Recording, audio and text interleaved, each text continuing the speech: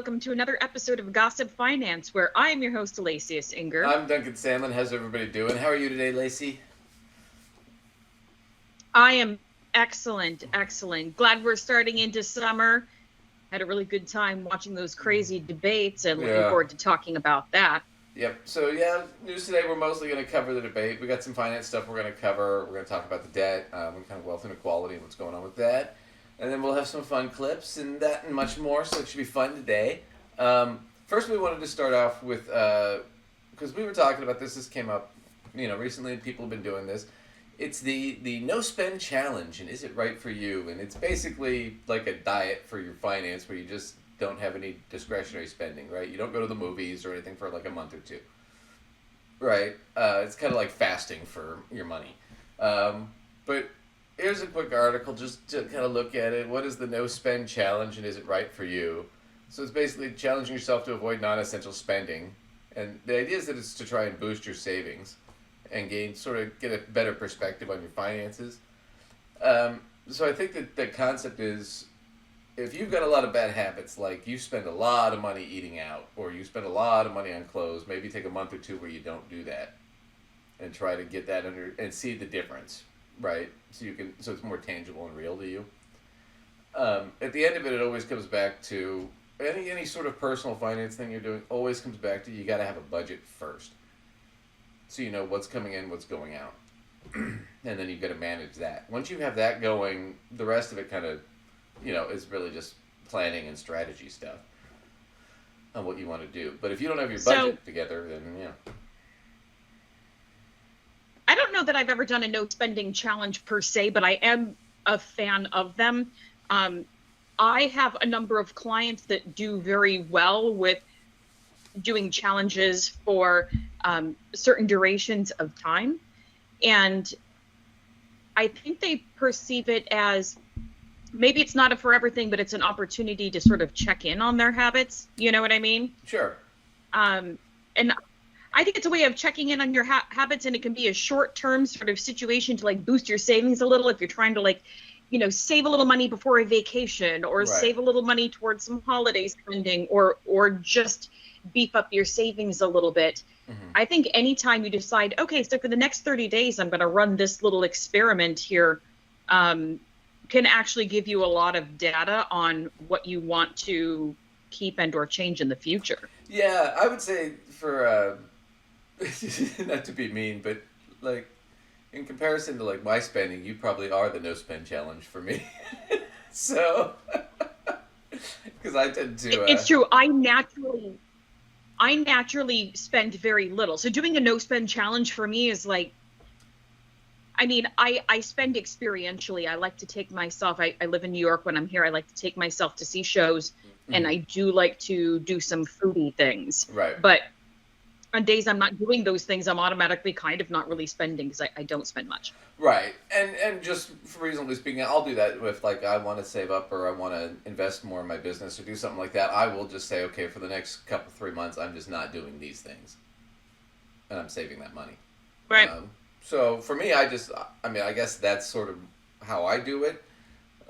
And then Lacey just tends to be a little bit more frugal in general, and then Lacey just will splurge on like a big thing. Like she'll go to a really expensive show or something like that every once in a while. Right. As opposed to like I golf and Right. stuff. My habits are a little bit different. So a little bit different lifestyles. But there's no real right answer here. It's just what's best for you. But I do think some of these types of challenges are good to sort of push back on your own habits, or sort of poke at your own lifestyle a bit. Yeah. Like I said, because I tend not to spend much, I haven't done one of these, but I've done things like, okay, I'm going to spend the next 30 days consuming no alcohol. I've done little things like that as challenges, and I find them super helpful to like take a 30-day span, and here's a thing I'm going to cut out. Mm-hmm. Maybe my spending, maybe my diet, maybe my whatever, and then check back in at the end of 30 days. Did this improve my life in some way? Are there parts of it I would, keep going forward or not? It really can't hurt you. No. It can only help. And if you do it, I think it's a great idea. It's a great way to test. Is this better for me or worse for me? Do I like this better or worse? Like, let's say you have a habit where you spend a lot of money on like clothes, and you just go, okay, well, I've got plenty of clothes, so for the next month, I'm just not going to buy any clothes, and see how much I save. And then it could turn out that you save quite a bit, and you sit there and go, well, okay, maybe I need to find some sort of happy ground in where I still can buy clothes, I just can only spend X amount. So it'll help you get sort of your budget together and yourself in order. So I don't think it's a bad thing at all. I think it's a good way to test, and see, because it's more tangible, it's more real when it happens. I mean, I could show it to you on paper.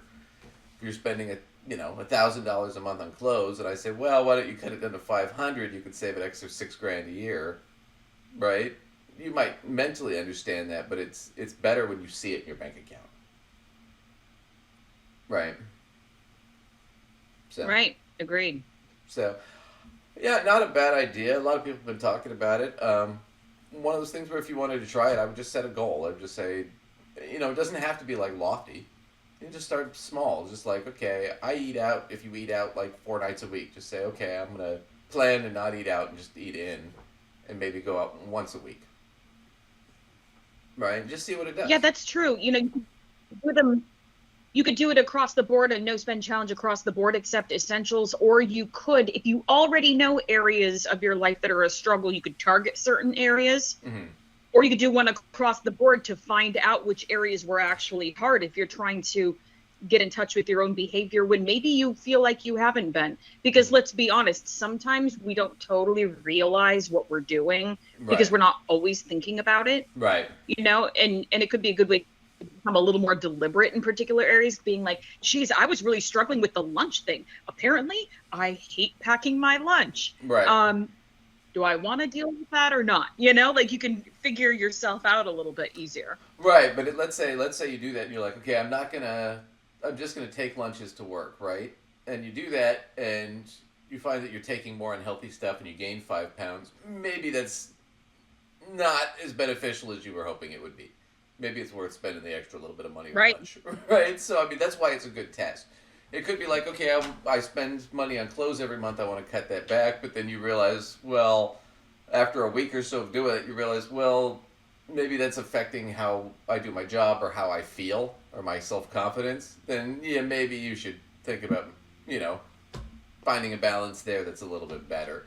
It's just a way to test out new things to maybe, be a little bit more efficient with your money, be a little bit happier. Because it really comes down to, at the end of the day, with your money, it always comes down to, the money is not super important, but it does affect your quality of life, which is what's really important here. Right. So, we always see this like the success porn gurus like Dave Ramsey and stuff, and they always tell you like be ultra frugal and don't spend anything, and it's like, well, yeah, but now you want to kill yourself. So it's like, did that really help you at the end of the day, or did it just make you freaking miserable?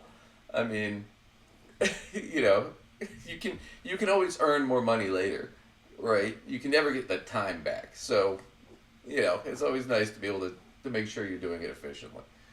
And that's sort of my take on the whole thing. So I think it's a good idea. Might be worth trying. You should check that article in Young Finance. But yeah, just different things you might try. I wanted to jump into this because now that we're getting a little lag here. So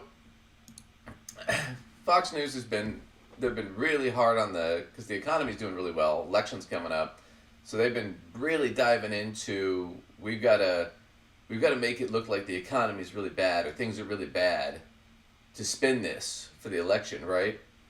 And it's gotten to the point where it's gotten just stupid ridiculous on Fox. So we're going to go into Fox Business because we love them, because this is where Fox is where careers go to die, and Fox Business is where you go when you can't cut it on Fox. So we're just going to scrape the bottom of the barrel for a minute, ladies and gentlemen. But here's these two guys, and they're going to talk about the wealth gap. And we're going to talk about why this is so stupid. Hey, folks, you know what? I want to go back to that Mary Daly speech last night because There were so many things, right? Because in addition to the headlines that the San Francisco Fed president made on rates and a labor market, she also had comments about her hometown. Mary Daly told the audience that when she travels, the most common question that she gets asked is San Francisco in a doom loop? Is the world over? She acknowledges that the city has plenty of challenges, such as expensive housing, but she does add that the powerhouse economy has far too much going for it for a doomsday scenario to happen. Well, newsflash, it's always a doomsday for many. It's already a doomsday for many people in her city and her state. I mean, yes, sure, of course, we know there's mind-boggling wealth in San Francisco, but it only underscores the inequality. In fact, Okay, so I want to get into this. So, wealth inequality. It's doomsday in San Francisco, man, with wealth inequality. It's all horrible, blah, blah, blah. I want to remind you guys of this. So here's a clip. Hopefully HBO won't kill us. They haven't before. But this is an old one. John Oliver back from, this is like 9 years ago, talking about wealth inequality. Wealth inequality has been a problem for 30 plus years in this country. We've been talking about it forever. Now they're just finally getting to it on Fox News when Biden's up for re-election and the economy is doing really well. And they did the same thing when Obama ran for re-election. So they don't give a shit about it until it affects the election, right? But here's John Oliver talking a little bit about it. This is what they always do when the economy is doing well, or presidents like Biden or Obama especially try to talk about wealth inequality and fixing it. This is what they always do. And I'm just going to pull this, and John Oliver's going to do it. He does a great job here. Or you would have been if they hadn't almost immediately backed down. A new article says President Obama appears to be shifting strategy on tackling income inequality. The Washington Post reveals Democrats are split on the issue, leading President Obama to shift talk away from the subject. So basically, income inequality has become just another topic of conversation we prefer to avoid in America, like Japanese internment camps or that time that we gave Roberto Benigni an Academy Award. You know, national tragedies, equally wrong. There is a key reason why no politician wants to talk about it, and that's because every time someone tries to, this happens. Is President Obama engaged in class warfare? Class warfare. Class warfare. The politics of class warfare. Trying to drive a class warfare argument. Use that hashtag class warfare. Okay. That all sounds silly, but the phrase class warfare is so toxic, the president actually had to stop talking about the thing he describes as a fundamental threat to the American dream. And this was... So that's important to understand. That's important to understand because wealth inequality is a huge problem in this country. And if we were to actually tackle it, it would actually improve the quality of life for everybody, for the most part, except for the small people that are ultra, ultra rich. And it would only degrade their quality of life to the point where I guess they can't buy that second yacht this month. Oh no, they have to spend $1 million less this month out of the $100 million they normally spend, or whatever it is, right? It really doesn't degrade their quality of life that much. It just means they own less shit, right? They're still going to spend the way they spend. And so, but that's what always happens is they always pull out it's socialism, it's communism, it's class warfare. Because heaven forbid we actually sit there and go, well, why aren't we getting more? Why are we working so hard for these people to have everything? But they don't want you asking that question. And that's kind of what they're getting at. But that's his point, is he's going to try and blame this whole thing on, like, this is some sort of a democratic policy that creates this. And it's not really. I mean, it is to a degree both policies. It's policy on either side. But this is partly how our economy works, and we've just never done anything about it until recently. And Biden has done quite a bit to try and squeeze it a little bit. But that's a lot of it is a response to the pandemic, not because he really gives a shit. That's just my opinion on that. But we'll watch a little bit more of this because this is so stupid. Using the Gini index, California ranks only behind New York, Connecticut, and Massachusetts when it comes to the huge gulf, folks, between the haves and the have-nots. Now, Daley spoke to the Commonwealth Club of Embarcito, and the individual membership there. Okay, so now he's going to go to a country club. So the Gini index does measure inequality. It's one tool to measure it. It's not like the end all be all, but it is a pretty good tool. And he's talking about it like this is like a new revelation, like wealth inequality just happened under Biden. Not that this has been going on for decades, since Reagan. I was going to say this is not new. I mean, I am glad that it's being spoken about at all, because it can be one of those sweep it under the carpet kinds of issues. But it's not a new issue. Right. It's and like, go ahead. it seems like a no-brainer that New York and California would probably have the largest difference between the haves and the have-nots, because look at the mega cities positioned in those two states. Look at the population, Well, look at the industries that tend to be there as well. yeah, we'll get into that in a second, because there is actually a reason why it's spread a little bit more. But we're going to go into this real quick. So here is SSTI, and they're going through, useful stats, income inequality, but they're looking at it from 2006 to 2022, so just this century. And they're doing the Gini index values, and they do them by state. So here they have New York's Gini index, 0.52, which is pretty high. Connecticut, 0.5. Massachusetts, 0.4975, so 0.5. California, 0.4953. And Louisiana was a red state, oh no, were the states with the highest Gini coefficients in 2022. Okay, so this is right around COVID, right? And then Washington, D.C. at the second at 0.51. So they break it down by the map, right? So this is 2006, and it's been up. But if you break it down and you move this forward into the future, it's showing you year by year what the changes are. And it got bad in California, and it's bad in Oregon, and it's bad all around. If you see this, they're not like anybody's really killing it here. And the change of Gini values over time. So if you do the percentage change by state, this is a different kind of situation where if you look at the 5-year, it's 1% was the growth in California, or 0.1 was the growth. Oregon was 2, Texas was -1 though. So some of the red states did have some, it was either flat or it went down a little bit in the last 5 years. If you look at it though over the length of time, it's everybody's way up over a 15-year period. And the reason that's important is because of this. So I just pulled out this article so you guys can see it, and we'll scroll down in a second. So inequality in the time of COVID, right? So this is talking about what happened after COVID, and they show all these different stuff going on here, but I wanted to get to this point with the pre-existing conditions portion. So the pandemic has also exacerbated pre-existing inequality, which already existed, was already a problem, in the labor market, largely because the ability to work remotely is highly correlated with education, hence with pre-pandemic earnings. So during the pandemic, that was a big shift to hybrid work or remote work, but who does that apply to? It applies to people with college educations and people that live in cities, primarily. We're not doing a lot of manufacturing downtown. Manufacturing is usually done in the suburbs and the rural areas. Mostly the suburbs. Right. So,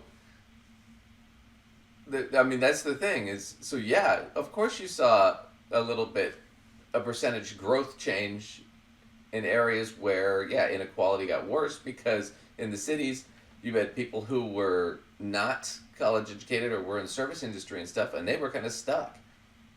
And it was harder to get jobs, but then there was more expansive into remote jobs and stuff, so we actually got to bargain and get more money. And we could go remote, which means our cost of living has gone down because we don't have to commute to work all the time anymore. And we don't have to spend all that money on clothes and shit for the office. Right. And I remember I used to watch like a show like ours or the news or whatnot, and the guys are always in a suit and they've got makeup and it's a big thing. And now people just like us doing it from their home office, right? Right. Which is way cheap. So he's just full of shit. I mean, it's one of those things where, yeah, is it a little bit worse in San Francisco? Yeah, it's a little bit worse than it was prior to COVID. But if you're looking over the last 15, 20, 30 years, it's no worse than every other state.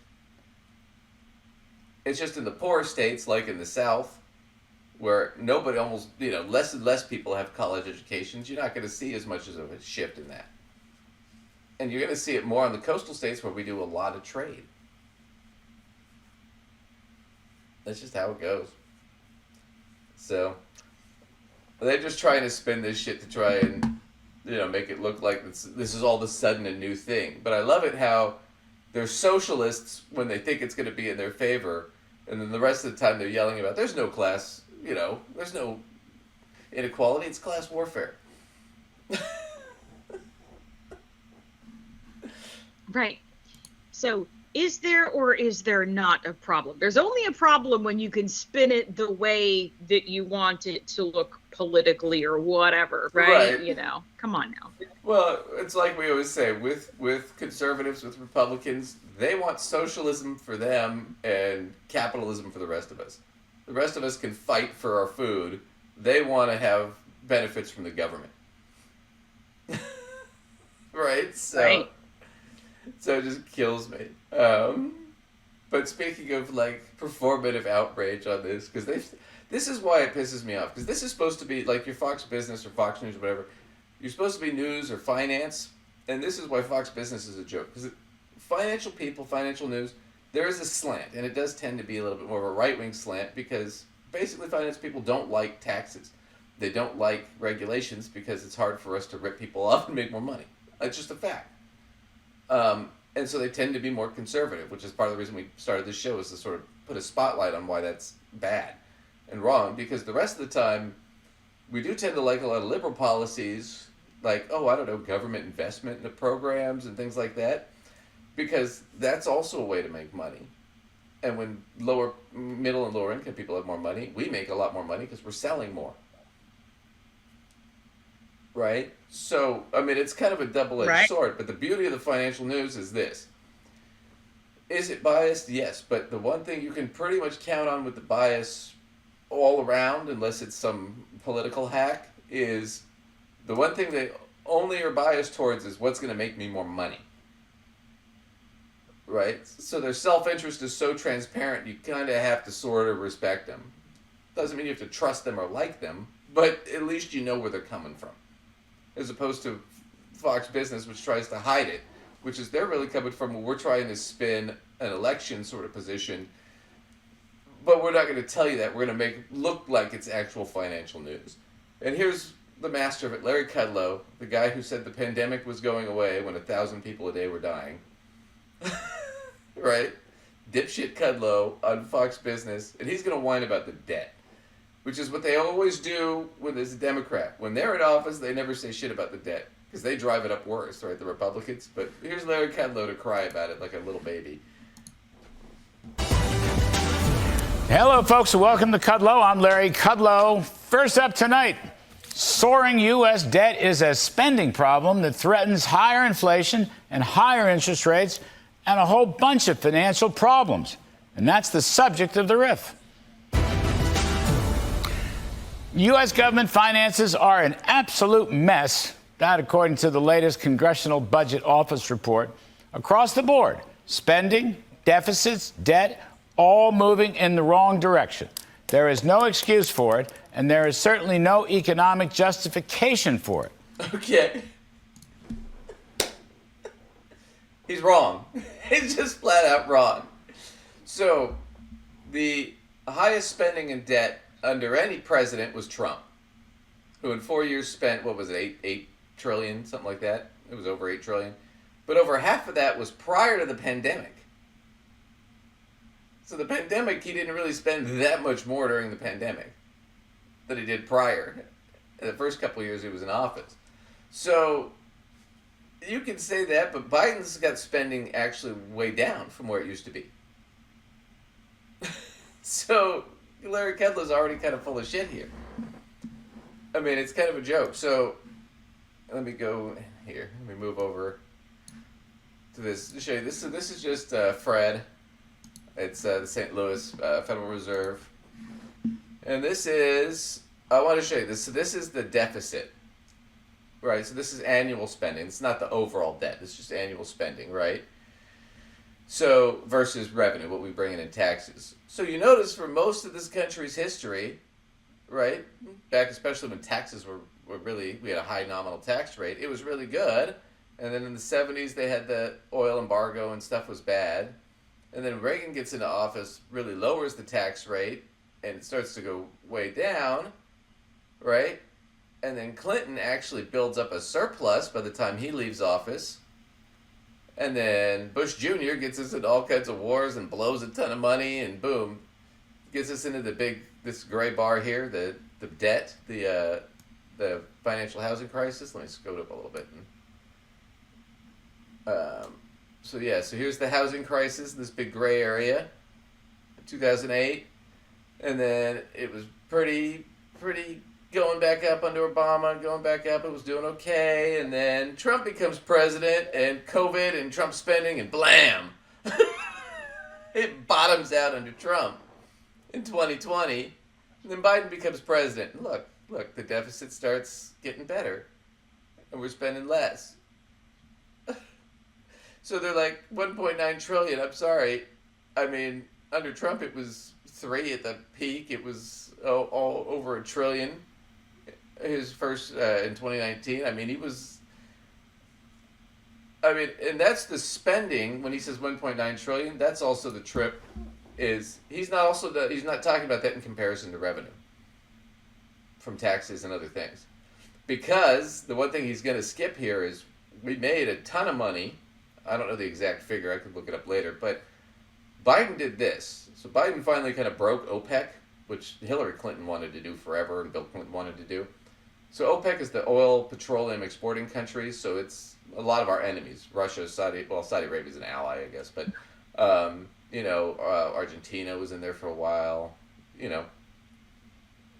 You know what I'm talking about, but it's a rough crew, to say the least. It's a little bit of a rough crew, rough combination for agreeing on things. Let's just put it that way. Well, right, and they're not really U.S. friendly. Well, I don't know if you guys remember, after COVID, gas prices were down because no one was driving, so gas prices plummeted, and so OPEC decided, just because they were making less money, decided to produce less oil to jack up the prices on us and get them back up. They were trying to get them up to like $8 or $9 a gallon at the gas pump for you and me, like it used to be in the 2008 housing crisis and all that era. So what Biden did was he took a chunk of our 40% of our oil reserves, right, and he sold them at the peak, right, as oil prices were going up. And he sold them here in the U.S., but he also sold them a little bit overseas and stuff. And then when the prices came down, what did he do? He bought a bunch of oil at the lower price and refilled the stockpile of our oil reserve.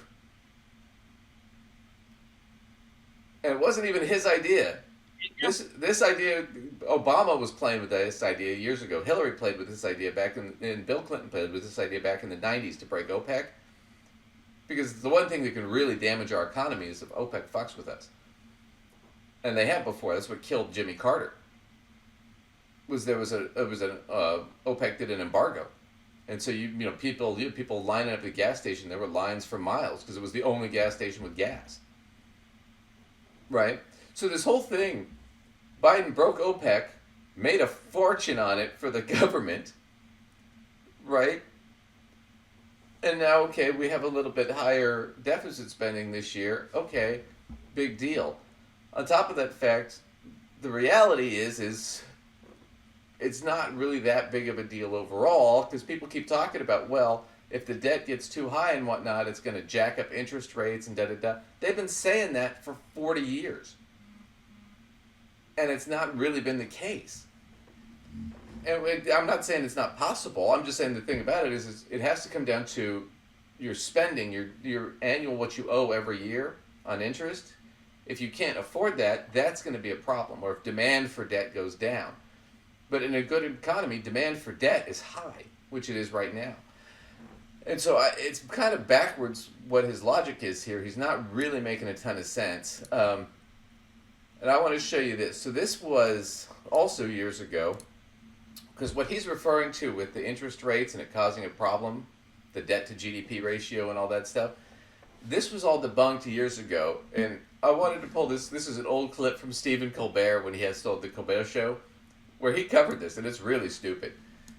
Colbert last week in this clip. In bad times, you have to slash government spending. Now, I don't need some fancy Ivy League paper to tell me that, because there's already a fancy Ivy League paper to tell me that.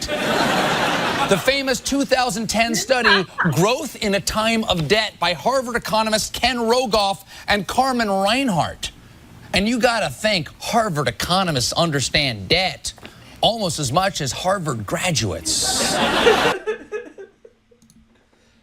But this was the famous study that they said, look, this is why we need to cut spending, cut social programs, which really aren't a huge issue. We need to cut Social Security completely, just get rid of it because it's too expensive. Cut Medicare and Medicaid completely, which would destroy millions of people's lives.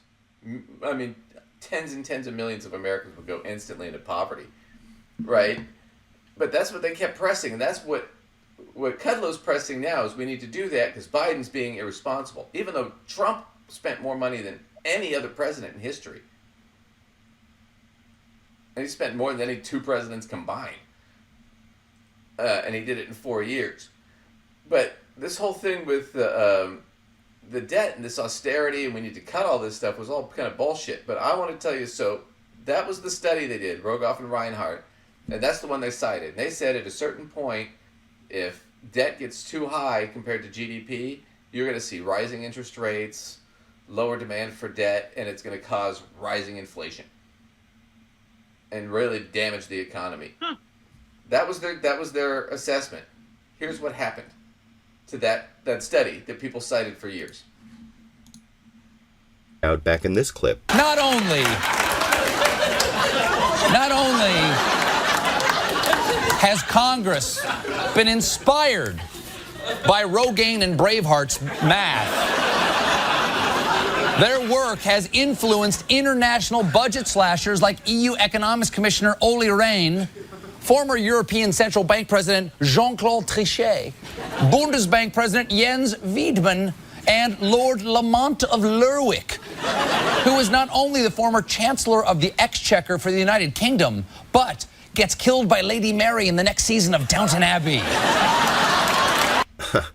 But what's not so funny is Well, so we'll skip into this. So that's part of it, but this is what we found out later on. I'm going to skip to the next part here. This clip. Herndon's corrected spreadsheet show that countries with debt over 90% did not see their economies shrink minus 0.1%, but instead saw them grow 2.2%. But come on, 2.2% up, 0.1% down. You say potato, I say eliminate food stamps. Now, I hope those who want... So, for those of you who don't remember, they tried to do austerity with the Tea Party under Obama. And at the same time they were doing that, this kid, Thomas Herndon, who was going to UMass, and he was doing his PhD, wanted to do a study and review Rogoff and Reinhart's study, right? But they had never had it peer-reviewed or released the data. And yet, all these countries did austerity, Greece and the UK, and they talked about doing that here. And it immiserated millions of people. Poor people couldn't get food, couldn't get health care, couldn't get anything. It was immiserating. I mean, hundreds of millions of people worldwide because of this paper that was never peer-reviewed. So this kid, Thomas Herndon, while he was working on his PhD, asked them, hey, can I get the data to review it? They sent it to him, which is pretty common.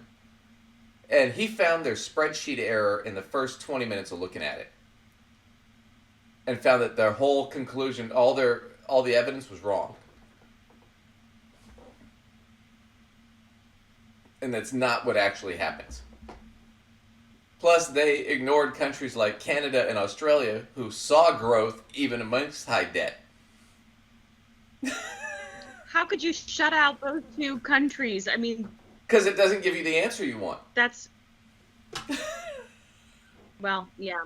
You know, the truth of the matter is when you're looking at any study, though, one of the things in terms of doing good research is to take a moment to look at who is funding said research, who is conducting said research, Right. and if they have some reason to want the data to go a certain way, you know, and to look at what is being left out. Because if you look at what's being left out, geez, why would we leave out two countries that really have quite a lot of data to contribute, you know? Oh, absolutely. We're not saying these are like nothing, little like blip on the radar countries. Not that I want to discount anybody, but these are not like countries that have like just itty bitty little chunks of data where it's not going to make any difference either way. You know, these are huge countries. Absolutely. But knowing all that, Larry Kudlow's bitching about this, saying all this stuff, and it's all bullshit. And we'll watch another minute of him. But now that you know, he's full of shit. Because his boy Trump, while he was working for Trump as an advisor and a financial advisor under Trump, or he was in his cabinet, they ran up the biggest deficit and increased the debt by more than any other presidential, administration in the history of this country. And you can do that by percentage or by total amount. However you want to spin it.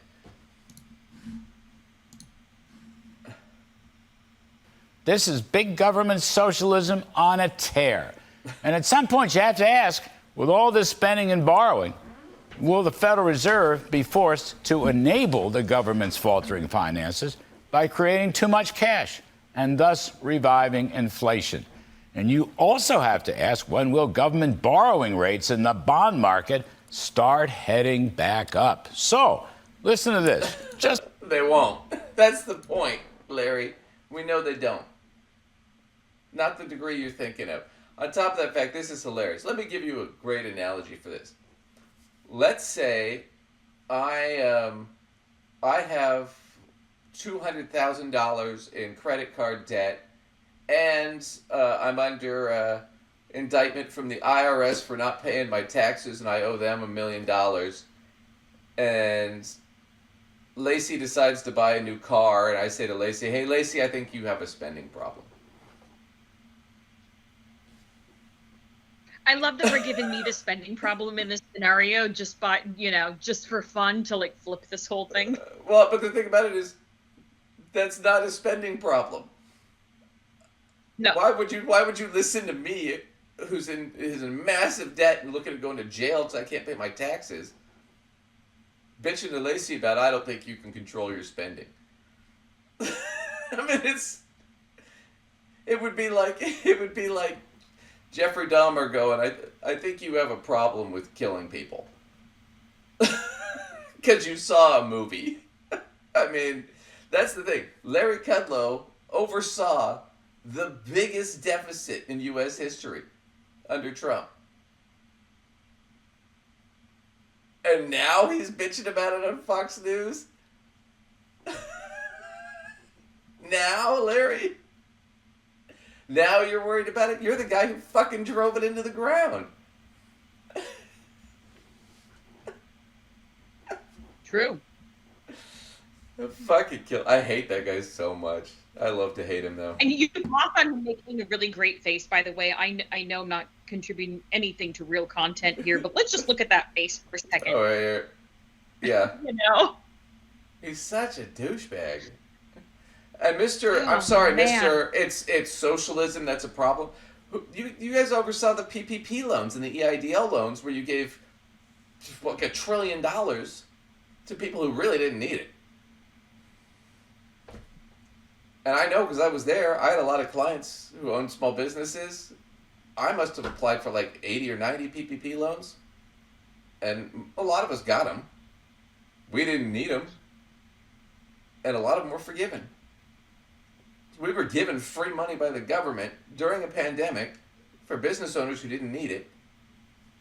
You know who could have used that money? Oh, I don't know. Fucking people who are hungry. People who need Medicare, Medicaid. Okay, well, I'm gonna throw out there my 2 cents. I'm certainly not mad that they made that available because I wanted that there for people who tend to fall through the cracks on other types of aid. Oh, sure, but However, I mean, they could have gone about it in maybe a cleaner way, I suppose. My big complaint about it was, no, I'm with you exactly in that it wasn't a bad idea, but the way it was executed, it didn't get to the people who really needed it. They basically Right, gave the it to execution wealthy businesses. They didn't give it to the poor people. You know, I'm also going to say there, I don't necessarily love, making excuses for poorly executed things, but I will give that in that scenario when it was really imperative that something happened quickly, it may have really felt like a scenario where there wasn't enough time to put a lot of deliberate thought into how that was executed, so much as get it out there, Right. Yeah, but and I'm sure that was a part of it too, because it's like panic, when there's an emergency and people, just panic and try to do the best thing that they think they can do at the time. And then you look back and go, geez, that maybe could have gone differently. But I mean, at the time you were panicking, right? So yeah, but a lot of that was Kushner and whatnot. They were overseeing that. They just fucked it up. And Kudlow was a part of that whole thing too. I mean, so you can't bitch about socialism when you're giving out free money to the rich and wealthy businesses during the pandemic, but you're not really taking care of the people who are really struggling. And you can't sit there and bitch about we have a debt or deficit problem when you were part of the administration that ran it up more than anybody else. I mean, honestly, if Larry Kudlow got out there and said, hey, kids, let me tell you what not to do because I did it and I know how bad it is, that would be truthful. And I would have some respect for the guy. But to get up there and bitch about the current administration like he fucking knows better, like he's the genius here, I'm like, Jesus, Larry, why don't you lie to me some more? Pull my other leg, it has bells on it. Dickhead. Oh, man. He cracks me up. Well, anyway, you mind if we take a quick break and we'll come back? Okay, we're back. So, anyway, we got to cover the debate between Biden and Trump. Didn't go well for either one of them. Especially didn't go well for Biden.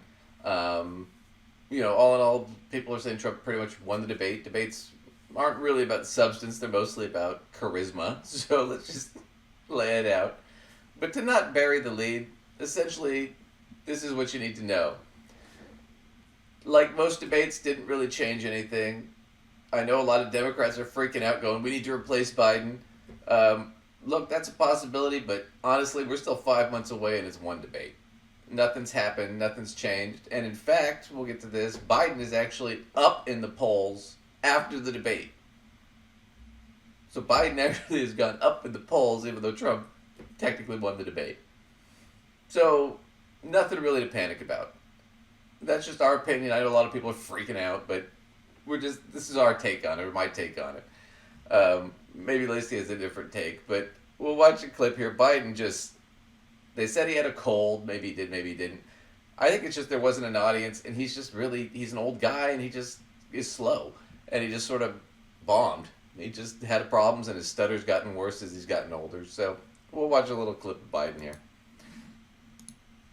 What I'm going to do is fix the tax system. For example, we have 1,000 trillionaires in America. Billionaires in America. And what's happening? They're in a situation where they, in fact, pay 8.2% in taxes. If they just paid 24%, 25%, either one of those numbers, they'd raise $500 million, billion dollars, I should say, in a 10-year period. We'd be able to wipe out his debt. We'd be able to help make sure that all those things we need to do, child care, elder care, making sure that we continue to strengthen our health care system, making sure that we're able to make every single solitary person eligible for what I've been able to do with the with the COVID, with dealing with everything we have to do with, look, if we finally beat Medicare. Thank you, President Biden. President. So, not good, right? He looks old. He looks tired. Because he did better in the after speeches. He was a lot more lively. He looked like he was hosting a freaking house party. But, yeah, it did not go well for him. Trump, on the other hand, just lied the whole time and was a dick. And in the end, though, it didn't, people that were going to vote for Trump are going to vote for Trump. That's not going to change, regardless of the debate. People that are going to vote for Biden, or vote against Trump, basically, are going to vote that way anyway. That's not really going to change. The question is are we really going to flip those, some of those middle independents? And a lot of them, they're like, okay, yeah, Biden's old. We're not thrilled about it. He looks like he's kind of off. But Trump's now, a lot of them didn't know, oh, Trump's a felon and a rapist? Oh, well, shit. This sucks on both sides, right? Well, that feels like a problem, Yeah. So we're screwed either way. Of course, I'm not gonna lie. I kind of feel like, what kind of rock were you living under if you didn't know that? Okay, rapist people might not really realize because they don't know that that's been publicized quite using the word, but felon has been thrown out there a lot. So the felon one, I feel like people should know, Right. Well, I wanted to throw this in because this was funny to me. So, and this pisses me off about the press. So you're doing the debate. What's the whole point, CNN, of moderating a debate if you're not going to fact check the debate during the debate when people are watching it? They did the fact check an hour later at midnight when the viewership was nothing. You've got tens of millions of people watching and you can't even fact check as it goes along. Even a little bit. You don't have to get everything, but for fuck's sake, you could run a chyron at the bottom or something on the side or whatever. I don't care. Something at the top. But they did it. It says lie or truth, actually, and then, right. put the gray of fact out truth or whatever it is. Yeah. So here's the fact check after the debate. This poor guy on CNN, he's leveled out a little after Biden, but during Trump's presidency, this guy worked a ton. So he's going to fact check the debate real quick, and we'll just go through it. What stands out to you?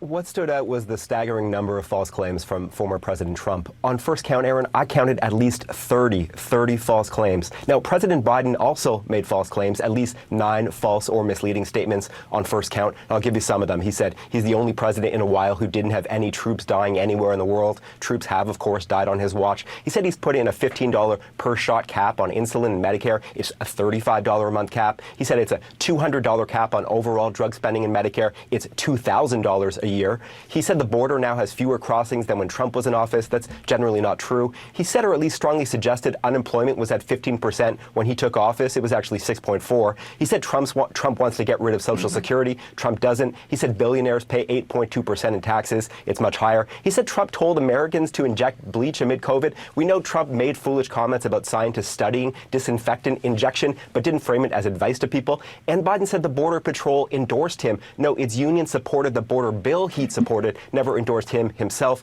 In fairness, the president did appear to clarify that one. About bleach. Yeah. Yeah, well, that was so stupid. Okay, so I don't even agree with this fact check thing. I remember listening to the thing about the bleach injecting because I could not get over how insane that sounded to me. Well, he really did sound like he was telling us to do this. Right. He asked the doctor, can we do that? Is that a thing that we can do? But he's right. He didn't specifically advise it. So when you're talking about Biden, it's a lot of little details that he fucked up. So his falsehoods they're not lies. They're just misstatements for the most part. Right? I guess you could say they're lies if you wanted, but lies implies some sort of intent or some blatant falsehood, which in this case, I think he fucked up details. I think the problem with this debate was they over-prepped Biden. Because they wanted him to memorize all these details, and it's first off, that would be hard for somebody who's not 81. All right, and he's not Obama, who can just rattle shit off, or Clinton, who could do that. I mean, you got to let the guy punch his weight. Give him some key talking points. Okay, we want to raise taxes for these reasons. We want to do these things at the border. That's it. That's all you got to do. You don't have to he doesn't have to memorize the fucking numbers. Because he screwed up the numbers. Right. Because he's trying to remember too much shit. And I think that was the problem. Trump didn't memorize anything. Trump just bitched about immigration for the whole debate. And black jobs. So basically Trump just pulled the racist card. That was Trump's whole debate strategy. Brown people are coming. Right? That's all he did. Well, so we'll get into some of that, but it's like, okay, yeah, I expect some fuck ups from anybody on that kind of stuff, but I guess my point being is, he's trying to be fair here, and I don't think he's being totally unreasonable. Yeah, Biden did screw some stuff up, but here we go. Now we're getting into the meat. Now, the Trump list, it is way, way longer. So, deep breath. He said some Democratic states allow people to execute babies after birth, an egregious lie that is illegal in every state. He said everybody, even Democrats, wanted Roe v. Wade overturned. Roe was supported by 2/3 of Americans, even more Democrats. He said every legal scholar wanted Roe overturned, abortion returned to the states. Legal scholars have told me directly this is not true. He said the U.S. currently has the biggest budget deficit ever. No, that happened under Trump in 2020. He said the U.S. currently has a record trade deficit with China. That also happened under Trump in 2018. He said Biden personally gets a lot of money from China. Zero evidence of this. He said there were no terror attacks during his presidency. In fact, there were multiple attacks. He said Iran didn't fund Hamas, Hezbollah, other terror groups under his presidency. Iran, in fact, did. He said Biden wants to quadruple people's taxes. That is pure fiction. He said the U.S. has provided way more aid to Ukraine than Europe had. It's actually the opposite. He said the U.S. has provided about $200 billion in Ukraine aid. It's closer to $110 billion. He said 18 or 19 million people have crossed the border under Biden. That is millions too high. He said many of these migrants are from prisons or mental institutions. His own campaign cannot corroborate this. He said Biden has only created jobs for illegal immigrants. Total nonsense. He said Nancy Pelosi turned down his offer of 10,000 National Guard troops on January 6th. There's no evidence she even got such an offer. It was the president, not Pelosi, who had the power to deploy the D.C. Guard. He said Pelosi now acknowledges she turned down the troops. No, her office tells me this claim is still a lie. He said he deployed the National Guard to Minneapolis in 2020. Actually, that was the Democratic governor. He spoke of, quote, ridiculous fraud in the 2020 election. Zero evidence of any widespread fraud. He said NATO was going out of business before he took office. Completely, clearly absurd. He said the U.S. was paying 100% of NATO before he came along. The U.S. made up about 71% of NATO defense spending, not 100. He said he, not Biden, is the one who lowered insulin prices in Medicare. He did it for some seniors, but Biden did it for far more. He said Biden indicted him. Again, no evidence Biden has had a personal role in any of these 4 prosecutions. He said Europe takes no U.S. cars, just not true. He spoke of food prices quadrupling under Biden. That's a wild exaggeration, though they are up. He said Biden made up the idea he called dead service members suckers and losers. No, the Atlantic magazine reported that, and then former Trump Chief of Staff John Kelly corroborated it. He said Biden called black people, quote, super predators for 10 years. Biden never once deployed that phrase, let alone for 10 years, though he did at least once speak of, quote, predators without specifying it was about black people. He said his Trump tax cut was the largest in U.S. history. Not true, though, in fairness, Biden also said this. Trump said China and others stopped buying from Iran under him. China never stopped. He revived his pet lie, I don't know how many times I've done it, that he signed the Veterans Choice Program into law. Barack Obama did that in 2014. Trump signed an expanded version in 2018. And finally, Trump said Biden got rid of that Veterans Program. Biden has not done that. And that's just the highlights. That's not even all of it. So basically, I honestly was starting to get a headache just to it. He just lied. That's all he does is lie and gaslight and lie and gaslight and lie and gaslight. So he took credit for shit Obama did, took credit for shit Biden did. Every fuck up he had, he blamed on Biden, even though Biden wasn't president when it happened. I mean, that's pretty much, he just lied. Lie. And he was a dick the whole time, too. But yeah, that's just the whole gag with him. He just gaslights everybody. I mean, it's just bullshit. So that was what was going on. Now, does it really matter? Like I just said, not really. No, debates don't really matter, and this is only one debate. And I know a lot of people are freaking out, going, well, we got to replace Biden, we got to find somebody younger, and da-da-da. And it's like, okay, maybe that's an option, but why? I mean, it's still 5 months to the election, and it's one debate. Obama lost the first debate to Mitt Romney back in 2012, and everybody lost their shit, like, oh God, maybe we're going to lose, and maybe Obama needs to step down. And then Obama came back in second debate and kicked his ass. And even then, the debates didn't really move the mark that much. You know, it does ads. So we'll just get into this. This is, I thought this was a good article, just to try and, from Ipsos, just to try and explain things. So Biden lost the debate, right? But Trump didn't win, okay?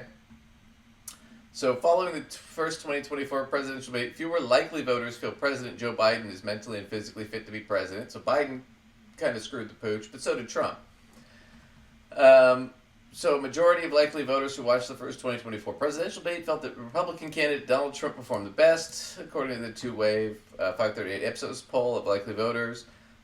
Even so, less than half of these debate watchers felt that Trump's performance was good or excellent. So basically, they both shat the bed, is what we're talking about.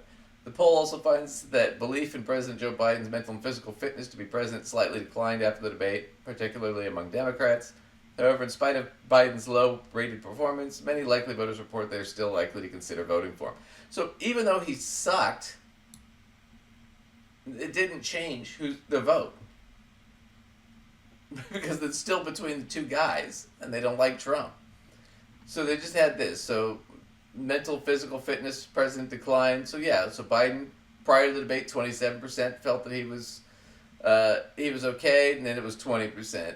Physically, 21, then it went down to 15. Right? And most people said, okay, well, technically, yeah, we'd say Trump wins, but it doesn't mean we're going to vote for him. So, as usual, the debate didn't really do much, except for reintroduce, the non-information voters, the independent voters that don't know what they're going to do yet, which is amazing to, like, Lacey's point, which is how can you not know at this point who you're going to vote for? I mean... Well, I can see in other years, if you are somebody that is kind of moderate leaning in general, like you don't sway super conservative or super liberal, that Right. maybe you're always a little on the fence. But geez, these two are, you don't get much further apart than these two. So No. it's hard to imagine being on the fence on this one, Right. because they're so far removed from each other. Right. A lot of times it's, well, I want to lower taxes. Well, I want to lower taxes slightly less than my opponent. And it's like, okay, so it's... Right, where you feel like you're splitting hairs a little bit. Yeah. So I'm basically I agree. voting for the same But guy-ish, sort of. But no, in the last several decades, Right. especially since Bush, it's been pretty drastic. The difference between the conservative candidate and the Democratic candidate. I mean, it used to be that the conservative, like even Bush Jr., when he was president, and he ran, he wasn't all that far off from Clinton or Gore. But then it's like, but since Obama, man, and even Obama and McCain weren't all that far apart on a lot of things. But ever since then, man, since the Tea Party took over, and now it's MAGA, it's night and day, right? But Right. for those of you who are all freaking out, oh no, it's all over, the debate went bad, here's the polls the day after. This has been my solace with the Midas Touch, to tell you what the polls are saying the day after. President Biden has now actually taken the lead in the new Morning Consult poll, which was previously tied. This poll was taken after the debate. It's one of the top polls out there, 2,000 registered voters. This was taken on June 28th, and it has President Biden at 45%, Donald Trump at 44%. Donald Trump is furious about this poll right here. He's also furious that according to 538, the latest 538 poll has President Biden winning 52 times out of 100 simulations that were run by the very well-respected 538. And 538 upped the chances from 50 to 49 to now 52 to 47 in favor of President Biden. That's why. So, post-debate, Biden's gone up in the polls. So there's nothing to panic about. It sort of seems like, let's stop and consider what job Trump needs to do versus what job Biden needs to do. Mm-hmm. Really, Trump has the bigger job here. Trump needs to walk in and he needs to convince anybody that's on the fence to be on his side. And to a degree, he needs to kind of get a few more sort of shoveled over, you know? Yeah. So he's got the bigger job.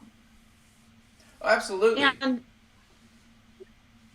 people that are, you know, on the Democrat side, even those who are much more moderate, so many of them have a bad taste in their mouth about Trump in general that it would be a hard sell to sway them over, which Trump needs to do. All Biden had to do is not go out there and make a total ass of himself. Did Biden perform extremely well?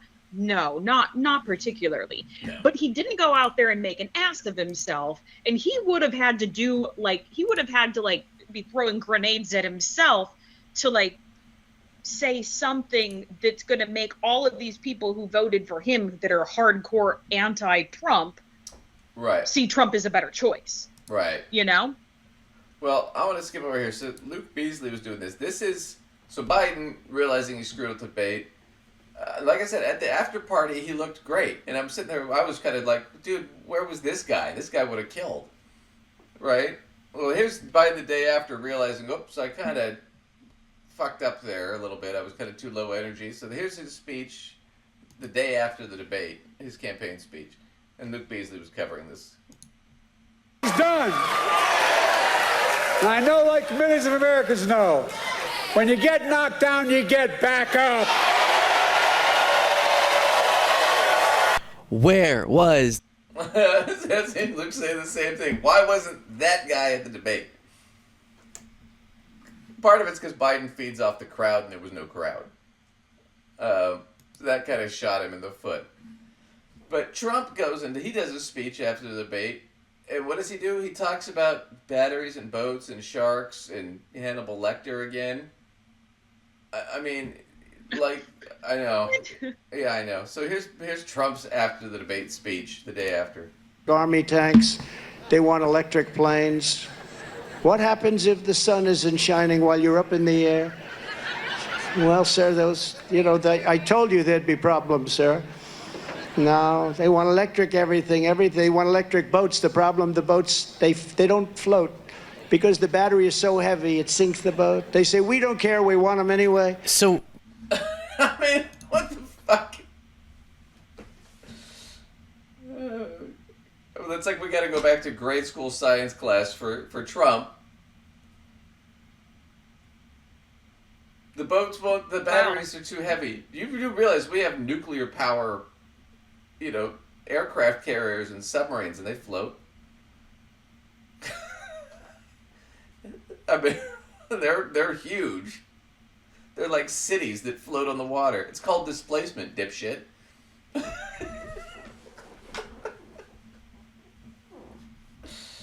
Oh, boy. Oh, my God.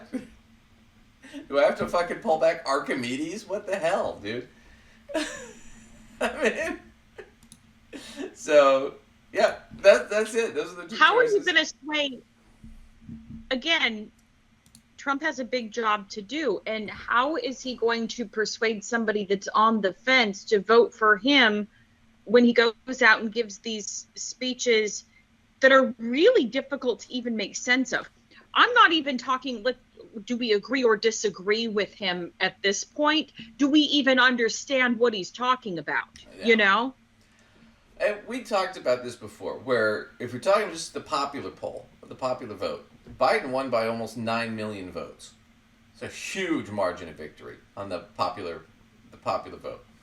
So to win that, Trump's got to convince at least 4.5 million people to not vote for Biden again, while the economy is up under Biden, and it was tanked under Trump during COVID.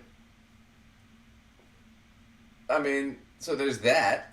On top of that fact, if you're talking about the election itself with the Electoral College is going to come down to 4 or 5, key battleground states, and it's coming down to 400,000 or 500,000 votes, probably something like that. Well, he's got to switch 400,000 or 500,000 people. Plus, a lot of those states have new voters, and those new voters are Generation Alpha that are just able to vote, and most of them are going to be liberal, just right out of the gate. They're not going to vote for Trump.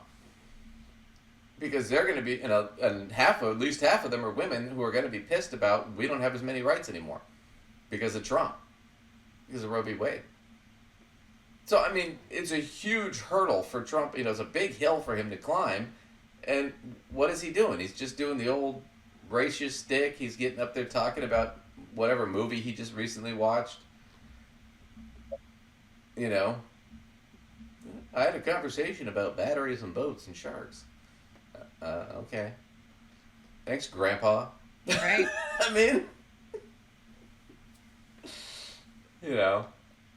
Anyway, if you guys are all panicked, though, that, oh no, Biden's not going to make it, maybe he does, maybe he doesn't really matter, because the upside to the Democratic Party is there are a lot of people in the wings that, will probably be really good candidates.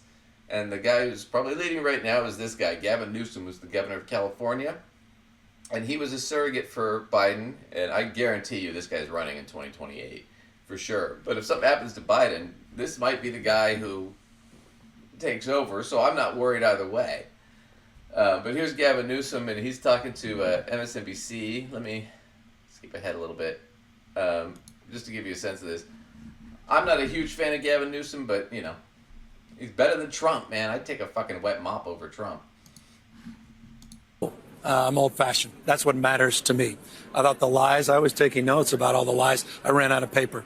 Donald Trump, no accountability on those lies, talking down the American economy, talking down our democracy. That was alarming. This is a world we're living in now. Donald Trump created where 13-year-olds have to deliver the child of the person that impregnated them. This is a world that Donald Trump has created. And so for me, it was daylight and darkness. And I'm very proud of the president's record, and I'm very proud for his vision of the future. I mean, let's talk about the substance, though, because I feel like on the signature issue that Democrats have, which is abortion, the president's response was garbled and undirected at best. Yeah. Do you feel like he did what he needed to do on an issue that could motivate voters in the polls? I think it's significantly insignificant because it's de minimis, because the American people have made up their mind. They don't support the policies of Donald Trump. They certainly don't support his policies or his assertion somehow the American people always wanted this to be states' rights, which was laughable and absurd. So from that perspective, I don't think that will matter. You saw it in all the elections since Dobbs. So basically, just a my side note, one, I don't think it's going to be an issue with Biden. I still think he's got the edge. Trump's got to make up way too much ground, and he's losing ground. Even after winning the debate, he's losing ground. And even if Biden were to tank or drop out for whatever reason, he's too old, he's sick, he dies, whatever, we've got other guys who could, and I mean, honestly, I think Gavin Newsom could easily kick Trump's ass in an election. I mean, he's younger, he's better looking, he's smarter,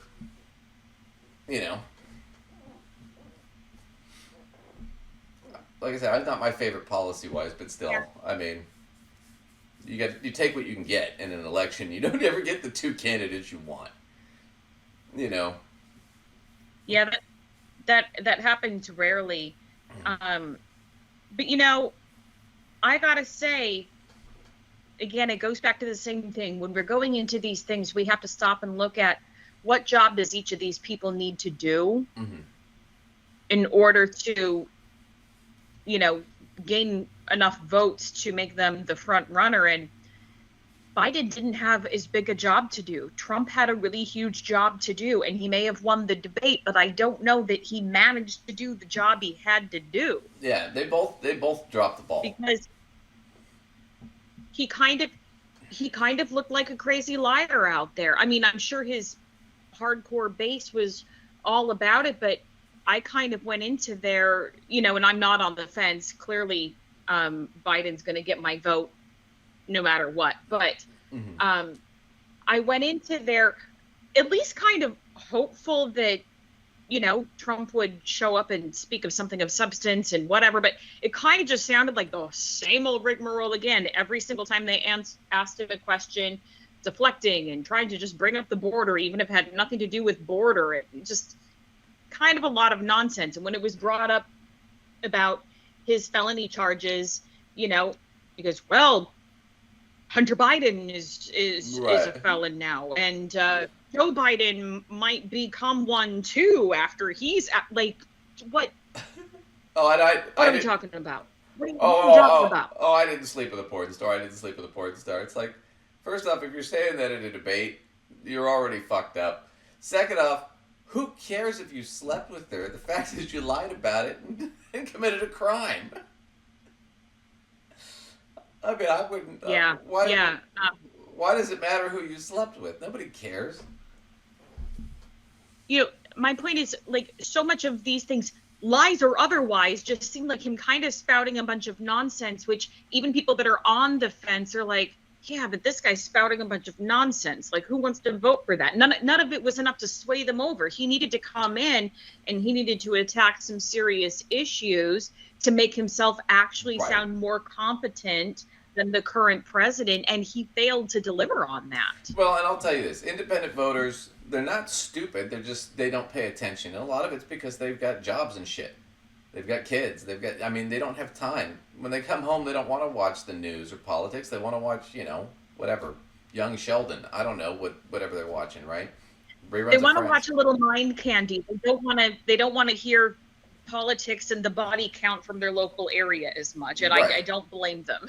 Yeah, but they're not like you. We both teach. We both work with finance. We have to pay attention to this stuff. We have to pay attention to the politics because it affects how things happen. It affects money and it affects people's personal lives. So we got to know this stuff. If there's going to be a huge tax change, we got to know, right? So it's just one of those things where we're tuned into it. But the thing about it is what they want to hear, and you're absolutely right. They want to hear, what are you going to do to make my life better? And at least Biden has some stuff. So even though he lost the debate, he did actually list some stuff that he wanted to do to improve the situation and things that they've done to improve people's lives. What he needs to do is just hit that message. And his message needs to be, these are my 3 big solutions, things I want to do to improve your life, right? And Trump has no solutions. Right. He just wants to bitch about brown All people. Trump has is, but this guy might be a felon too, and Right. the border and the brown people are coming. But like, okay, so how are you going to make my wallet better, my day-to-day life better, Right. my medical whatever better? Like, how are you going to make these things better in my world? Because all I know right now is that, like, you're trying to make me afraid that Biden may or may not have charges brought up on him or something like that. But like, while maybe I care about that, like, I kind of care more about my day-to-day life than that stuff. So what are you doing for me? Yeah, but that's what they need to do. That's what Biden needs to do. That's what Trump needs to do. And Biden does now need to get out there, and he needs to start acting like he has some fucking energy. And he's not a decrepit old man, right? And Trump needs to get out there and try to turn around. Look, I'm not really a dick and a criminal, but I don't know how he's going to do that because he is. That's all he is. And Trump needs to come up with some sort of vision for the future other than, I'm just going to go get revenge on everybody I don't like and I want to be a dictator. Because that's all he's got. So, that's your election, ladies and gentlemen. Those are your 2 choices. I wanted to do, let's do one more clip and then we'll wrap up here. I wanted to cover Marjorie Greene and Tommy Tuberville. So, basically, Ukraine's still at war with Russia for over 2 years now. We've finally gotten some money to them, some more support to them. I keep saying it. I'm going to keep saying it. We just need to open the floodgate, give them F-16s, give them some pilots, and just let them go ahead and attack the Russians hard. That's just me. But Ukraine's lost some ground, they've gained some ground, but it's still going on. But at least the issue of are we going to fund them has sort of been kind of semi-resolved for now. Well, Marjorie Greene is not happy about that. She does not want to back the Ukrainians who are defending their country from an invader. And her solution is batshit crazy and stupid like always. So here's Marjorie Taylor Greene talking nonsense in Congress. My amendment strikes funding for the North Atlantic Treaty Organization, NATO, Security Investment Program, My amendment would strike over $433 million in NATO funding from the bill. America should not be doling out hundreds of millions of dollars to international organizations to help them fight their enemies, especially when they are unwilling to fight for themselves. I think the sponsor... Okay, so this is stupid. So part of our whole push now is, so NATO, the North American trade organization that we founded after World War II, it's us and our European allies. And it also includes Japan and now and some other countries. It'd be nice if Ukraine, we could get them in there. Are they in there? I can't remember if they got in or not. But yeah, so NATO, basically, that's our allies. That's the allies from World War II. And we're still together, basically. And that's kind of what keeps a lot of the peace in the world is, hey, if you go to war with one of them, you're going to war with all of them. Right? It makes a big difference. It's like when you're picked on in high school, right? If you're there with 5 of your friends, you're less likely to get bullied. Because there's 5 of you that are all going to kick their ass. If it's just you by yourself, right, a little bit easier to pick on that kid. Same thing here, right? So there's that going on. So this is stupid because Trump said that too. Let's get rid of NATO. And it's like, why? It's been such a great thing. Well, it's the cost. We spend hundreds and hundreds of millions of dollars a year. Okay, but on what? She doesn't know. Here's Debbie Wasserman Schultz to explain to you what all the money we spend is on. So the amendment has shown pretty clear evidence that she has no idea what the NATO Security Investment Program is actually funding. We're talking about funding that is provided to build infrastructure that takes care of our troops that are overseas. Okay, so let me see if I understand this. Don't fund NATO. So that was the damage report. That's it. I want to cut NATO funding because we shouldn't be giving money to these other countries. Wait, you mean the money we're giving to our military bases? So our troops can be ready? You mean our strategic military positions?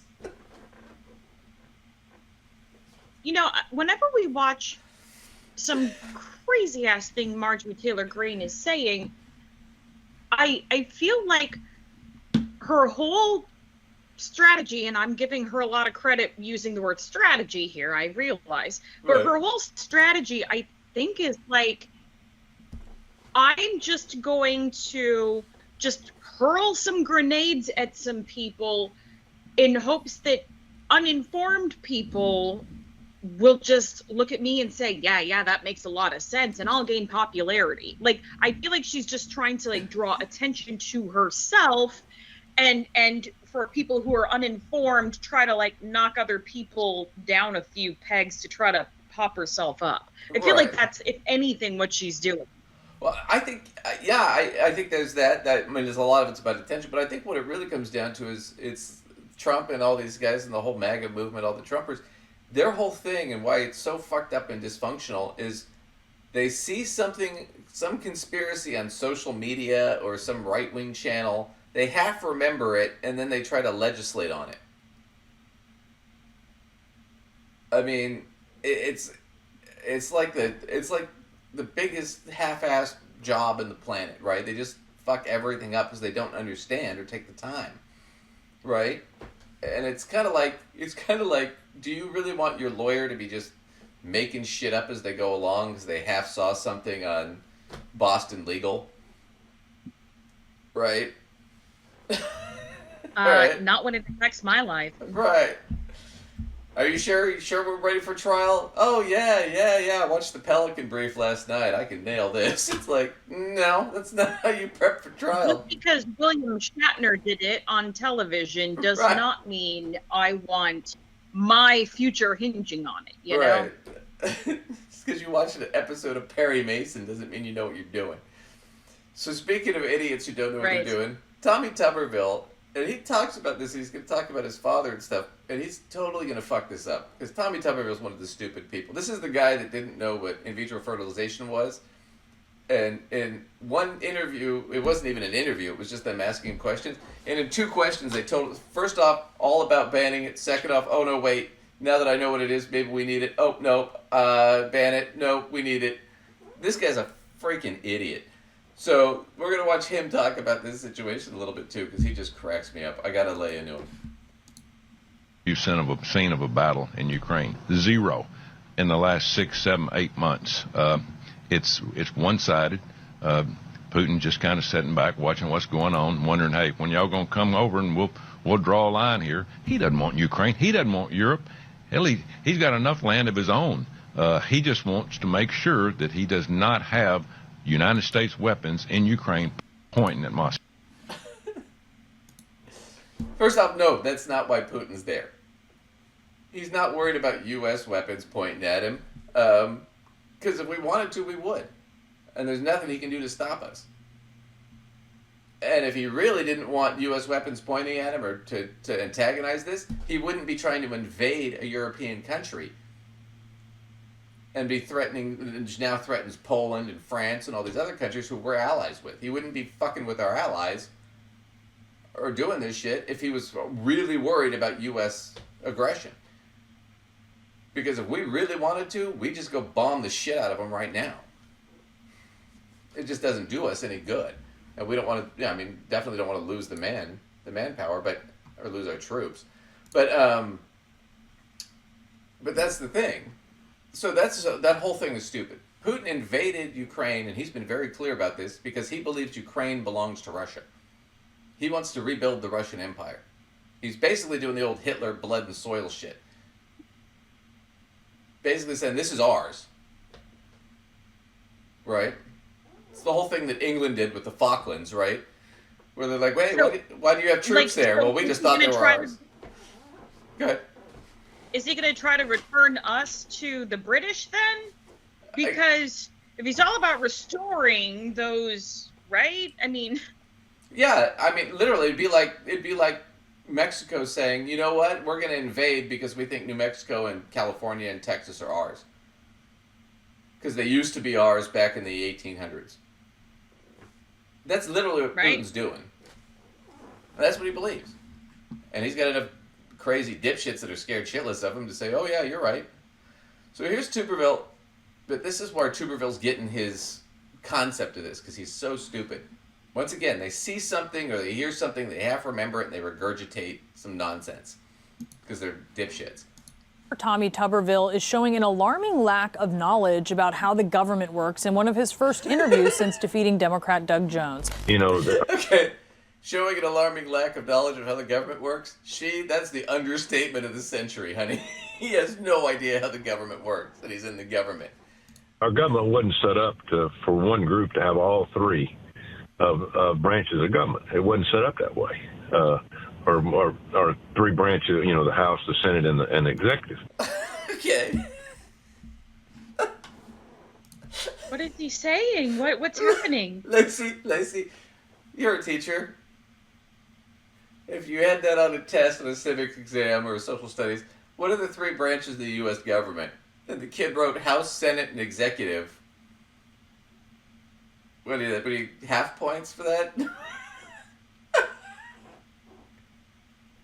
On a Regents exam, they might get a point out of that. I don't know. Actually, I didn't even make it as far as the second half of the quote, to be honest with you. I got stuck on the first sentence. Not making sense to me. Government wasn't set up for one group to have all 3 branches of government? Which group are we talking? White men? Because that was the case for the first 200 years. Well, I have to be honest with you. I didn't even make it to the second sentence that you were talking about, because I got so stuck on this first sentence. Which one group is he talking about? White. For one group to have all. What is he talking about? White men, I guess. I don't know. Does he mean for the Democrats or Republicans? One political side isn't supposed to have all 3. I don't even know. I don't know. I don't know. Listen, it's going to give me a headache. I'm not going to try too hard for this one. But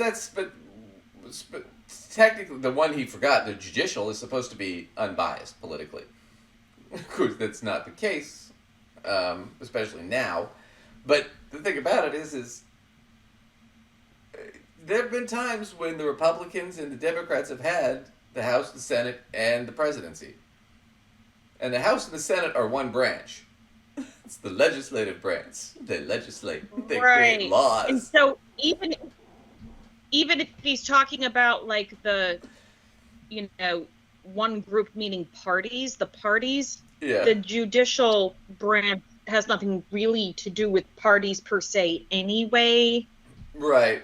Well, for me, it's but then he didn't mention that branch either, so he either didn't know it or forgot about it. Right. I need to give up on this one. It's making my head hurt. I can tell you this, from my perspective as a professor, I don't teach politics, I teach finance, but first off, I don't know, like you said, the first sentence makes no sense. Our government wasn't set up I'm for an one English group. teacher. Yeah, that doesn't make a ton of sense. I'm an English teacher, and therefore the first sentence my brain got too hung up on to make it as far as errors in the second one. I was still stuck on what he was talking about. So Lacey already failed him on grammar and substance. I can't even get to right, exactly. Did you read my whole paper? Yeah, I read part of it. I didn't say I could get past the second paragraph. F. I mean, honestly, I teach college finance. I got to tell you this. If I ask you what the 3 branches of government are, or if I ask you what the 7 steps of the financial process are, and you can't list them, I mean, if you list them and you miss something or you screw one up, I might give you partial points. But on this one, this is easy. It's 3 branches: legislative, executive, judicial. In that order in the Constitution. Should be easy, right?